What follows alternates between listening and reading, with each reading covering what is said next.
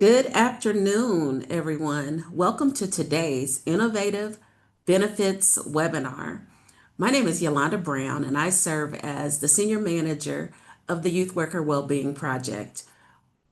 I am so glad that you have joined us. We are grateful for this chance to connect with you as a community of Indiana's youth workers committed to meeting the needs of our youth. For those who are not familiar with IYI, our mission is to improve the lives of all Indiana children by strengthening and connecting the people, organizations, and communities that are focused on kids and youth.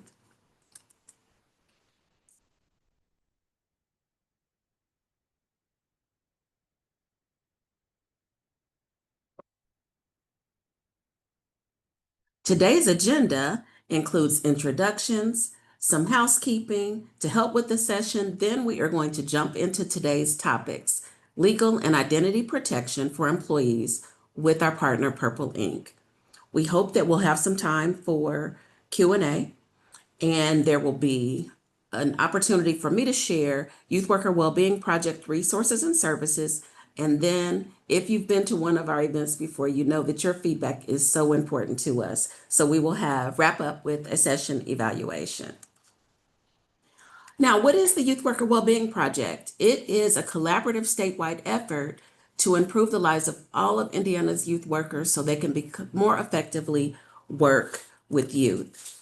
The success of this project is built on the foundation of a collaboration of the project partners that you see here: Indiana After School Network, IARCA Institute for Excellence, Indiana Youth Services Association, and the Marion County Commission of Youth. Now, before we begin, here's a few technical points that I want to share with you. For any technical support issues, please use the chat feature to send a message and we will assist you.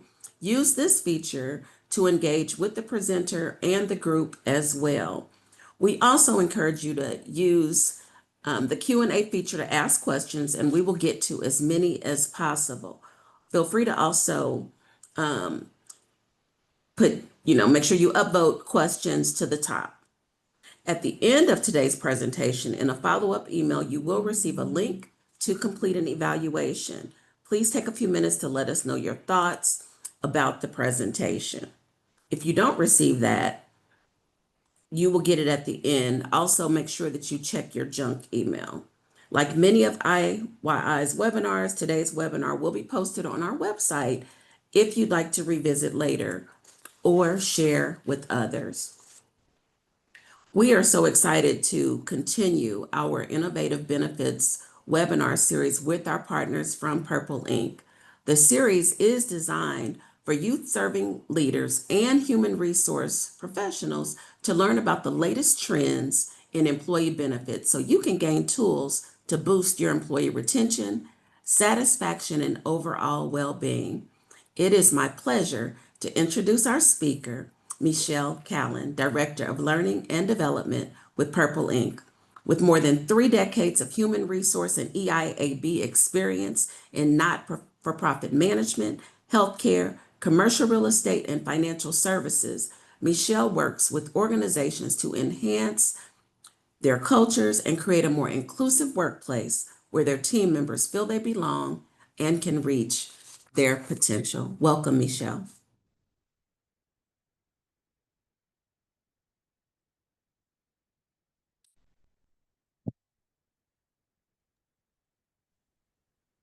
Good morning, everyone. It's great to be with all of you.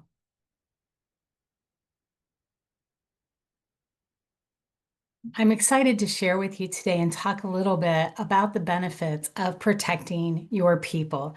How do we help our employees navigate identity theft and legal issues that they are experiencing in their lives? And so excited to talk with you a little bit about what's out there, why it's important, and what options that we have available to us as an organization. So here are our objectives. Again, we're going to talk about the impact it has on our employees. We're going to understand the various kinds of benefits we can offer our employees and how do we integrate that into our current benefits. Again, I want to encourage you, if you have questions, to put those in the chat. We're going to have a little true and false question right now, and going to ask you to put those answers in the chat as well. So let's jump in and get started. Here's our first true or false. Most employees, sorry, we moved a little quickly there. Most employees can resolve legal or identity issues without losing any time at work. True or false? And again, put your answers in the chat, if you will. Love this so far. People are right on target. You are absolutely correct. The answer is false. In fact, 85% of employees who are dealing with legal issues or identity theft lose at least one full day of business. And on average, to resolve these issues, it is a minimum of 10 hours of their time during work hours in which they lose those hours due to these issues. So you are correct. How about this one for us? Legal and identity theft issues can lead to increased absenteeism, financial stress, and turnover for your employees. True or false?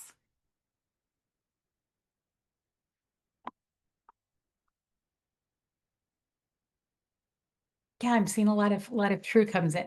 I just want to say, I also teach at the IU Kelley School of Business, and I try to tell my students, I'm not trying to make trick questions for you, right? I'm really trying to get us to the answer. And so, great job on the fact that this is true. According to SHRM, our Society of Human Resource Management, and I know many of you get those credits through SHRM for these sessions. Identity theft and legal issues contribute to higher rates of turnover, more stress for our employees, and not only absenteeism, but presenteeism when your folks are in the building, but they're not completely with you at work because they're dealing with those stressful issues that are a result of legal or identity theft issues. So why it matters to you all and to our employees. It's really about the well-being and the stability of your organization. Cyber attacks are up 78% in the past year. So the likelihood that organizations and individuals are experiencing cyber attacks is continuing to rise. And over half of those are due to phishing or ransomware that are impacting both our employees and our organizations. And identity theft is also on the rise. And so that's why it matters to our employees. So here's some of the impact that it has. According to a report from SHRM, 50% of employees that were surveyed reported that they're facing legal challenges of some sort. That can include anything from child support to divorce to evictions to the issues that come up as a result of identity theft. So legal issues can be a broad range of topics, but 50%, 6% reported that they were experiencing some kind of legal challenge. 77% of those that were surveyed have reported that they've had identity or cybersecurity issues for themselves. And 94% said, yeah, it's stressing me out. I got to be honest, I'm not sure about those 6% that are dealing with legal issues or identity theft issues who weren't feeling stressed out about it. But maybe it's because they had some kind of protection or program that helped to alleviate that stress. And that's what we're talking about here today. So we know too, from our previous true false question, that we can lose time and productivity for our employees, that In a recent survey in 2023, folks spent about 10 hours trying to resolve identity fraud issues for themselves. I know that's the official statistic, but I have to tell you, when I share a story in a little bit, 10 hours, that wasn't enough for what we experienced. And I'm sure a lot of folks who have experienced it, 10 hours seems a little on the lean side of how much time it can take. We also know that our employees can lose about 7 hours a week due to financial stress. And that's either their time away from work or their productivity while they're at work. So, why this is important to our folks. So, in looking at organizations, we have some statistics here that were shared that 78% of folks that left organizations said financial stress contributed to their decision to look for another opportunity. And very often that's driven by the dollars that they can make looking somewhere else to work, or they've had so much stress that they've missed so much work that they feel their job's in jeopardy. And so they've chosen to look for other roles and other responsibilities. And from another statistic, again, this is 2022, so a little bit older data here. 22% of not for profit workers experience financial hardship. That number, I believe, when I couldn't find any newer data out from the association, I feel like that number is probably, again, a little low for what we are experiencing right now with the economy. So again, talking about why it's important. So I'm going to share a little with you about an experience that my family recently had, and then I would ask if any of you are willing to share your tales from the trenches, so to speak. So recently, we received mail to our home address. By the way, my son hasn't lived at home for I don't know, 10 years or better. But we received a piece of mail addressed to his name and then construction company. So it was his name with the construction company. And I thought when I got the mail, I thought, well, that's interesting because my son is a resident at Riley Hospital for Children, so he doesn't own a construction company. I'm not even sure he knows how to use a hammer. I shouldn't say that, but he may, but I'm not sure about that. And so I opened it to find that he had received a bill from Lowe's of nearly $5,000. About a day later, and so I'm starting to into this, about a day later, we received another envelope addressed again to him, to his construction company, and it was a Lowe's credit card for said construction company. At that point, I was in a bit of panic mode. Now, what do I do? I'm calling him. I'm like, hey, you didn't open a construction company and forget to tell your parents, right? Absolutely not. So that started us down the path of having to resolve this identity theft issue. Now, we do have um, identity protection through a company, through my husband's employer. And so we were able to make that call to them. However, we still had to do quite a bit of legwork. It eventually got resolved. We were able to freeze his credit. We were able to be able to dispute that particular case and also set up some alerts so that he would not have that happen again. Now, I'm also going to say I did tell both of my children a long time ago that they should keep their credit frozen and they should set up security alerts, but sometimes they have to learn the hard way. So that's an example of how quickly something like this can happen that can put risk to your credit, to your employees' credit, and can put a lot of stress on a family.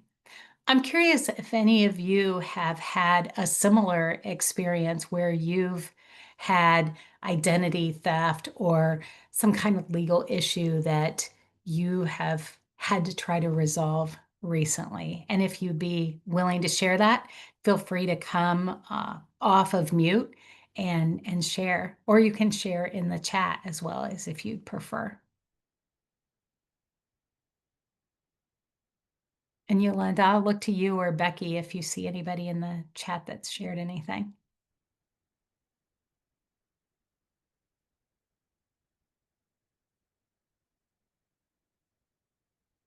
We have a quiet group today, or a group that's been Yeah. lucky and not See had anything. anything. Well, good. If that means none of you have had that experience, I'm really happy for you all because it's not an easy experience. And that's why we want to help our employees navigate some of those issues. So let's do a little true and false again. Identity protection benefits usually include services like credit monitoring, alerts, and recovery support. True or false?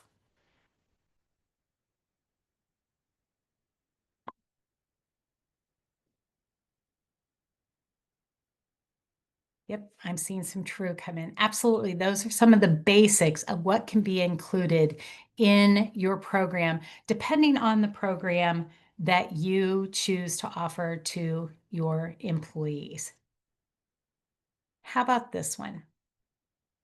These types of benefits are usually too expensive for small non-for-profits and small businesses to offer to their employees. True or false on that one?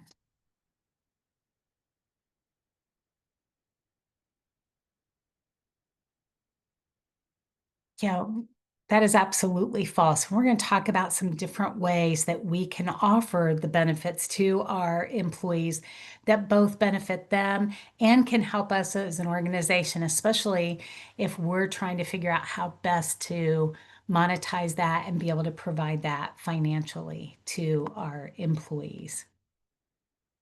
And then how about this one? The only way to offer these benefits is to purchase a full employer paid program. True or false?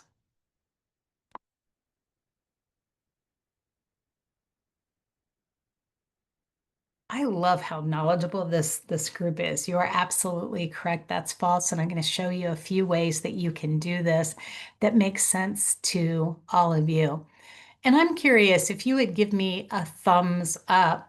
How many of you as organizations are offering legal services and identity theft protection to your employees?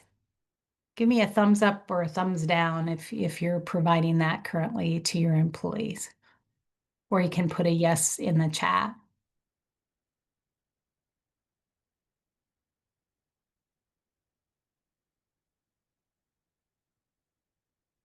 Okay, I see a few people are saying no. Okay. Well, let's talk a little bit then about what that looks like and how we can make that happen for our employees if it's something we choose to offer. Oh, and here's my last true or false question in this section. Identity theft only impacts adult workers.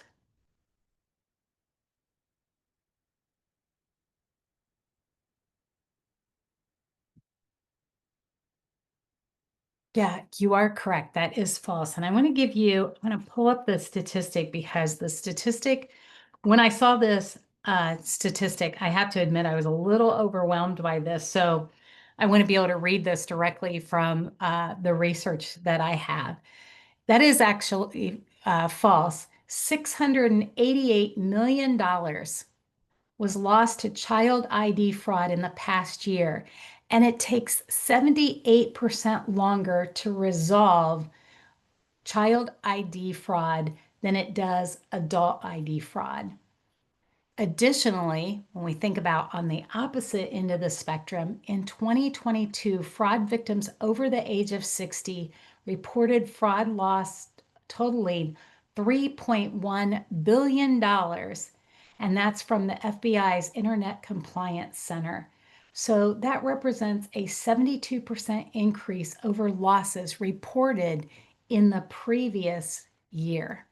So not only can working employees and working age folks experience identity theft, but just look at those numbers. $688 million for child fraud and more than $3.1 billion for those folks over the age of 60. So this can impact everybody. And that's why we'll talk about too how important it is that we can offer a benefit for our employees as well as for their families. And so, as we talk about identity theft, and that very often those things are combined with also legal benefits. So many organizations will offer both. Many vendors will combine these two things. So when we think about legal benefits, and I talk about that, that also includes the possibility for an attorney consultation or a document review. More often than not, I see very limited programs that offer those attorney consultations that are free. There's usually a fee attached, but it's a reduced fee over what you might pay an attorney individually. I do often see that many of the programs will offer free wills for employees. So you can utilize the development of a free will through the programs that are offered, and sometimes estate planning as well. Some of the benefits through the legal benefits will help with landlord tenant or small claim support. Again, often not free, but at a reduced rate. And also, if people have traffic issues and employment disputes, like they're having a dispute with the IRS, or they're having a dispute with unemployment, very often these legal benefits can help with those as well. So there's a wide array of what legal benefits include and whether it's free, low cost, or regular cost for folks. So wanted to mention that as we're talking about what legal benefits can look like in an organization.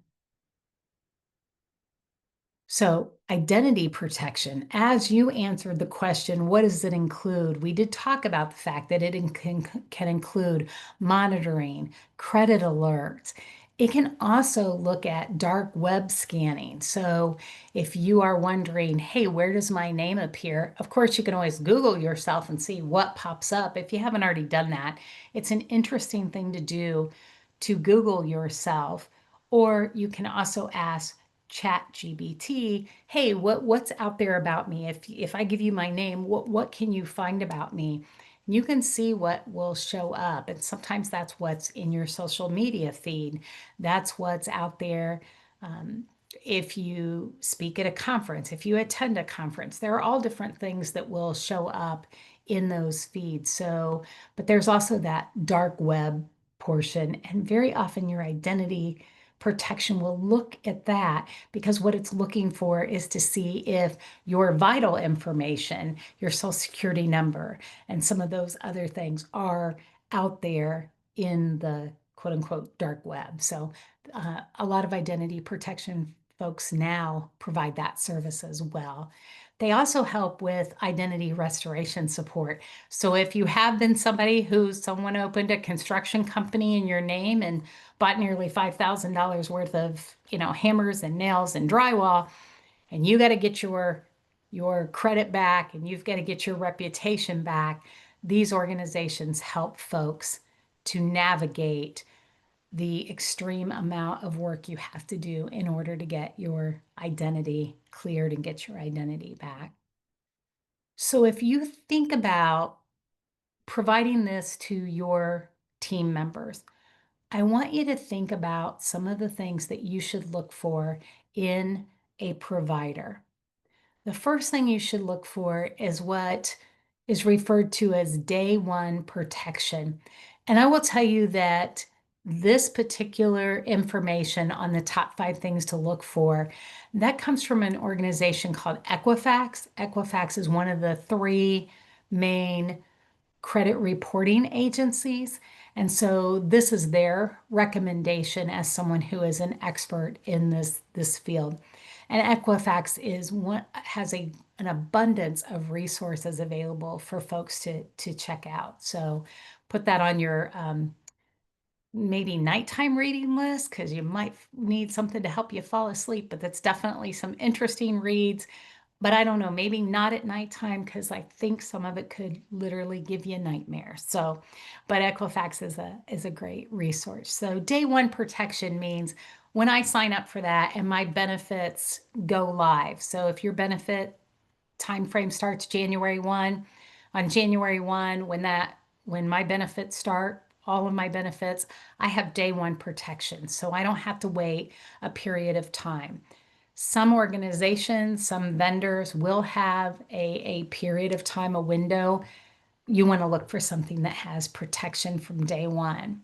Second thing to look for, family protection. Again, not just for the employee, but does the provider give benefits to those members within the family? So that way you are giving that wellness, not only that peace of mind to your employees, but also to their family members.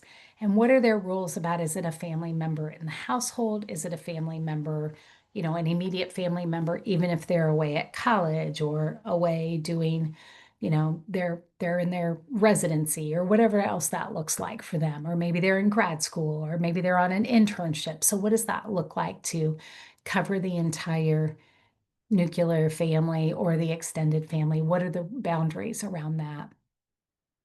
The other thing to look for that Equifax suggests is that cyber safety across devices. So ensuring that you have safety, whether you're using your laptop or your phone or your Apple Watch, and how do you have that cyber safety across all of your devices? And do you have for that financial fraud protection? So what does that look like from a provider? Do they offer you that financial fraud protection? So you're able to call them, like you may be familiar if you see something on your credit card statement or your bank statement for your debit card and you're like, this just doesn't look right. And you call the financial institution, they'll put a hold, right? They'll say, we're going to flag this as fraud. We're going to look into this. And you have that protection on that. So what does that look like for a provider of this benefit for your folks? Do they have the financial fraud protection to be able to tag your um, your identity and make sure that you have that protection? The fifth thing that's important to look at is, do they have support when you need it, or support when they need it, i.e. when your employees need it?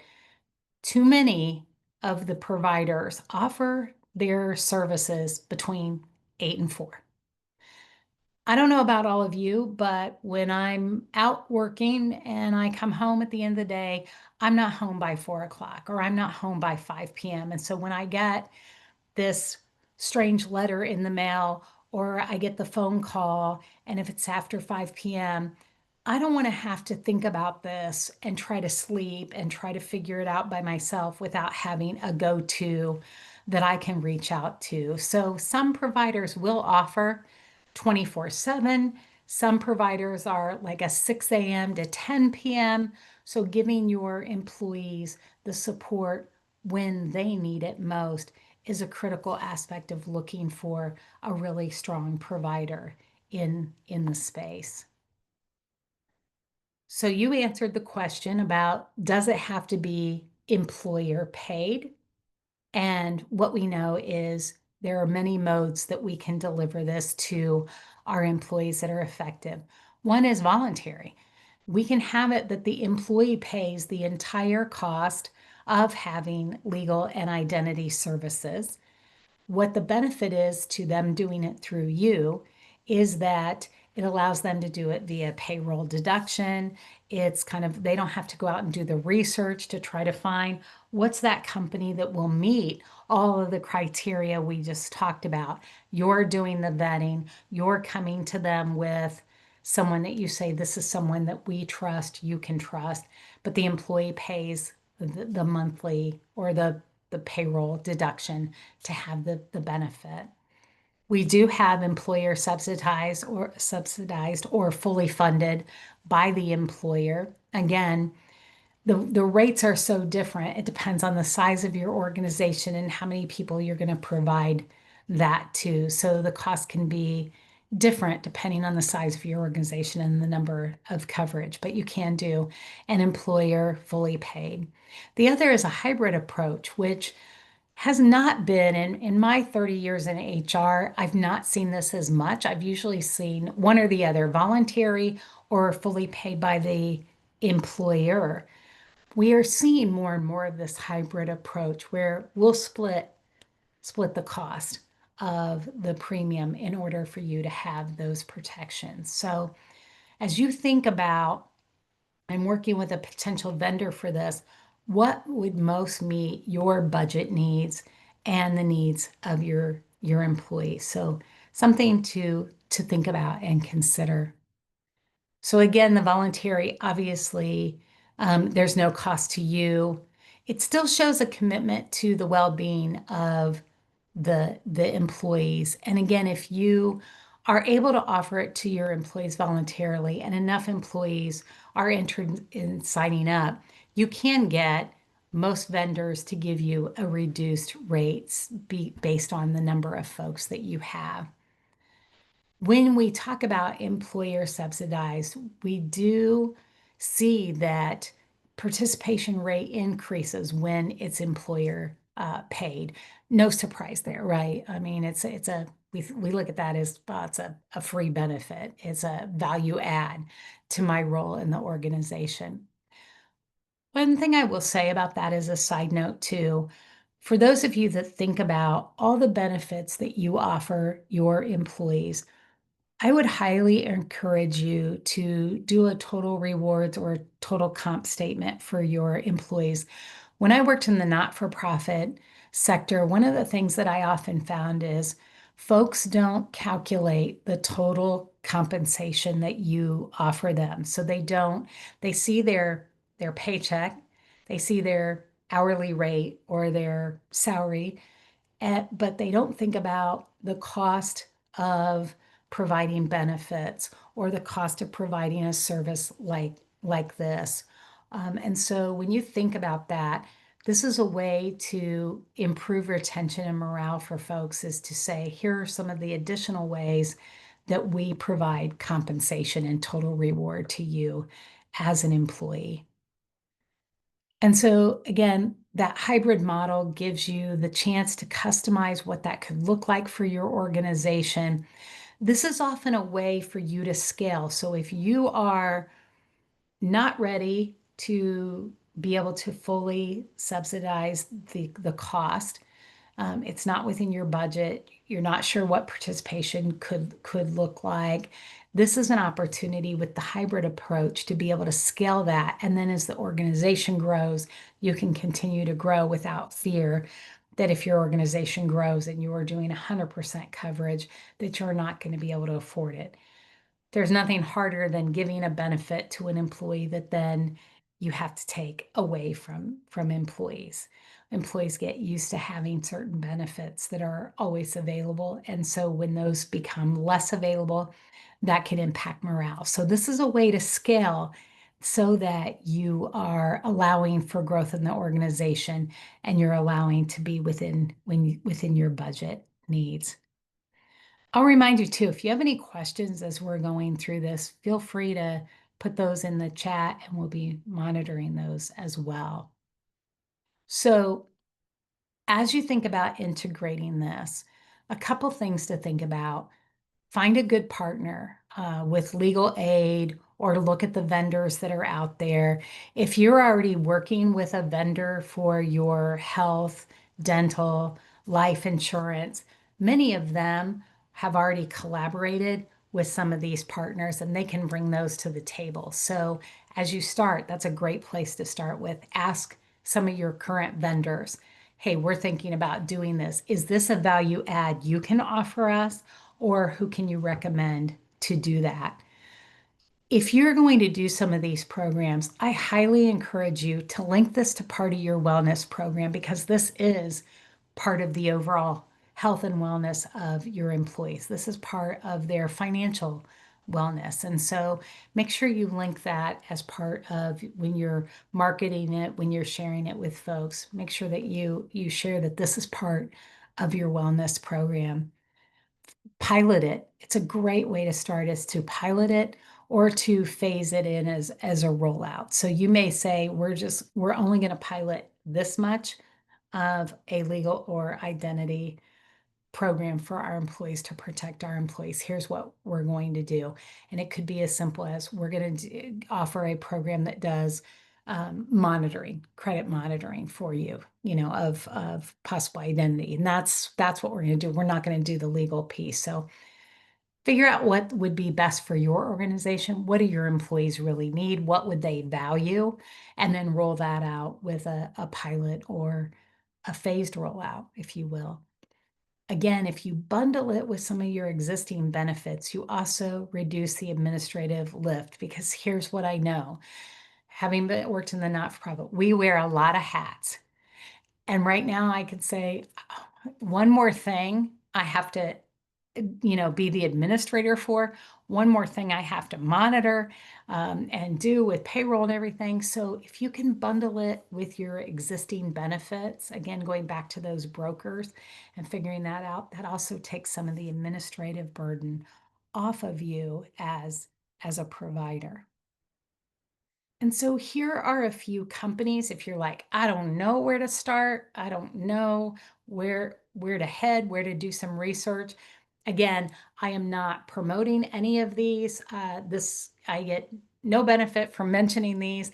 They're just in doing my research with the credit providers, the three major credit bureaus. These were some that they had listed as potential organizations that you can talk to that offer these kind of services. I didn't put the big three on here, but I do want to mention something with those. So our three major credit bureaus, they offer free of charge to anyone the ability to lock and unlock to secure your credit. I don't know that everybody knows that that's available to them. So that is something you could educate your employees on. Again, no charge to them. You can go out, you can call. So if you're somebody who doesn't have internet access or is not tech savvy, you can pick up the phone and call and say, I want to put a freeze on my credit. If you do have access to the internet, or you can do it on your phone, you can do it on the web, and you're able to put a freeze on your credit. And what that does is if someone tries to go and get a credit card at Lowe's in your name and somehow has your name, your date of birth, your social security number, and they go to do that, it stops. It says, wait, there's a block. And so they can't run the application for a credit card because there's a freeze on your credit. Now, one thing I will caution folks about that, and you can look at that and then share that. If you want to get something in your credit, like you're going to move into a new house and you need to get utilities, it's always important to remember that they will pull credit. And so if you have a block, they won't be able to pull that as well. So the benefit of it is on a phone, on your app on the phone, you literally click a button and it locks and unlocks and locks and unlocks. And you can even set a schedule to say, I want to unlock my credit for the next 48 hours, and then I want to automatically lock it down again. So a free benefit for those of you who don't already have that, that's a free benefit, something you can share with your employees, and they are able to do that again free of charge with the credit bureaus that are available to folks. So a few key takeaways and things to remember. Legal and identity protection benefits are essential for stability, for the stability of your employees, for the stability of their families, and for the stability of your organization. So there are free services out there, there are vendors out there. To be able to look at those to figure out what would work best for you, for your employees, and for your organization that would meet your financial needs as well as your financial wellness needs for your employees. So it helps to create a better environment for everybody. small organizations and not-for-profits, you can implement these. They are scalable and there are affordable strategies that you can look at as an organization to think about what would work best for you and what can you do to make a difference in the life of your employees and to help relieve some of the financial and legal stress that they may be experiencing right now. A couple things I would point out that I think I've learned, and that's really important. We make a lot of these, as HR leaders, we make a lot of these services available to our employees, but employees finding time to take advantage of some of these things is sometimes very difficult. I can't tell you the number of organizations I've worked in that we've said, here's one of your benefits. You can get a free will. You can have somebody help you draft a will. And how many employees did not take advantage of it? And I got to be honest, the first couple jobs I had, I didn't either. Because I was like, what do I need a will for? I'm 30. What do I need a will for? I'm 35. And we don't think about the what ifs in life as often. And so one of the things that helps is if you can sometimes bring people to your employees. So if you have open enrollment and you bring, you have a vendor fair at some point, or you have a day when you have some folks. I've seen people do this with the EAP, where EAP will come in and sit in an area. So you have an employee assistant person there so they can talk to folks about stress management or other things that might be going on in their families. Same with this. If you have an opportunity at some point to set up some time where folks can actually talk to people on site, if you have an on-site location, or you have a way that you say to the provider, hey, I'd like you to be available for my folks who are remote or working in the field. I'd like them to be able to do it remotely. Do you have some set hours people could sign up? Sometimes the easier we make it for our employees to access our benefits, the better it is for them. And the better it is for us, right? Because we are paying for these benefits, so we want people to utilize them. So think about how you can make these benefits, whether it's legal ID protection or other benefits that you're offering, more accessible and easier to access by our employees. That's a lot of information. I'm curious to questions that you might have regarding identity theft, legal services, or other parts of this benefit presentation.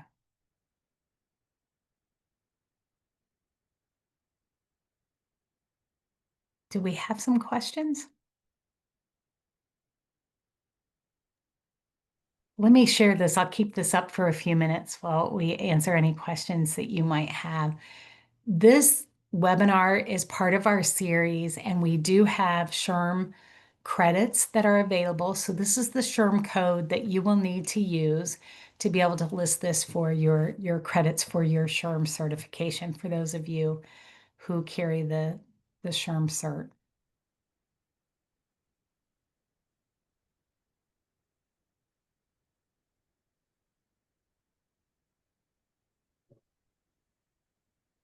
So, Michelle, I see one question. Mm-hmm. If you have been informed that your information was potentially stolen and identity theft is provided, should you get additional? Sandra, can you say more about that question? When you say you've been informed, is that informed by a potential breach? Is that what you're sharing with me, that maybe you were involved in a breach? Okay. And then it says identity theft is provided should you get additional. So what you're saying is whomever the breach came from, they said, oh, and we are giving you identity theft protection. One thing I would do is, again, I'm not a legal expert, but if it were me, I'd first reach out to them to say, what does that mean? Because identity theft protection could mean a wide variety of things. It may be that they're going to monitor their, they're going to have somebody monitoring them to see, you'll get the letter that says, Well, we had a breach. Well, we don't think your information was shared, but we're going to monitor that. That's one thing versus are they going to monitor your information specifically overall, or is it only part of what they're monitoring? So that would be my question. I would be asking them, reaching out to them and saying, what, when you say you're going to provide me with identity theft, what does that involve? And then based on that information, I would make that determination. Is that enough to give you comfort, or should you consider having other identity theft protection? And again, those big three, to be able to contact Equifax and say, hey, I've been notified that I've got, a potential, my information has potentially been stolen. They'll again put an alert and can help you put an alert on your account. Thank you for the question. Any other questions that we can help answer?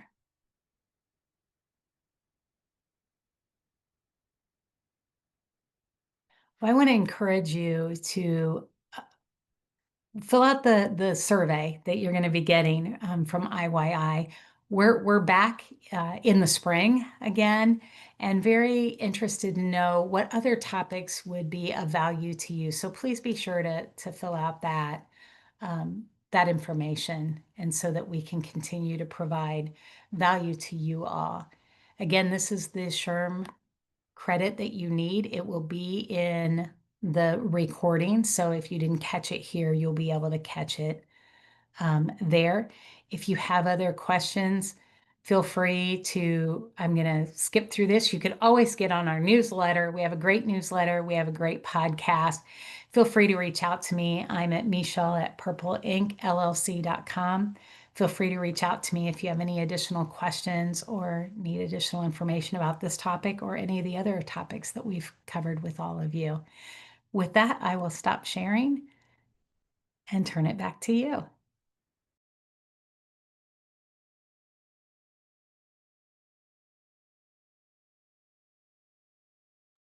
Thank you so much, Michelle. That was wonderful information and so helpful. I definitely have codes or, notes and ideas of who to share this information with. And give me a second.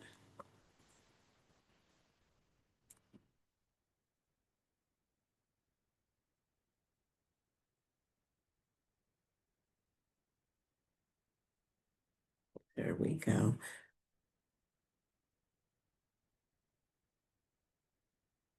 Now what's happening? So I'm not sure what's happening. I don't know, Becky, if you can share from your end. I'm having trouble. But before we close today, we want to ensure that you all stay connected to additional resources through the Youth Worker Wellbeing Project. As mentioned, the goal of the project is to increase the well-being of Indiana youth workers through various services that are going to support the youth worker and the employees that they serve.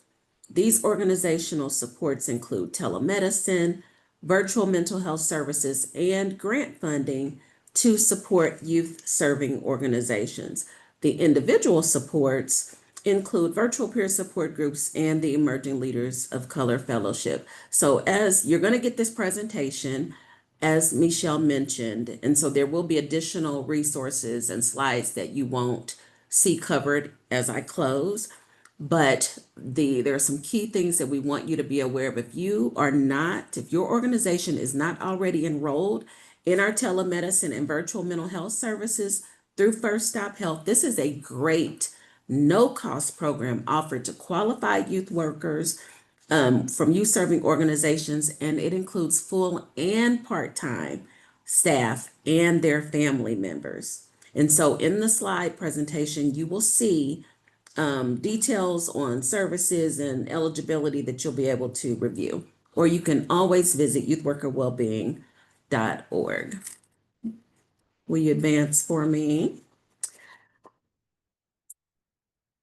And an additional way that we support organizational well-being is through our grant opportunities ranging from $10,000 to $20,000.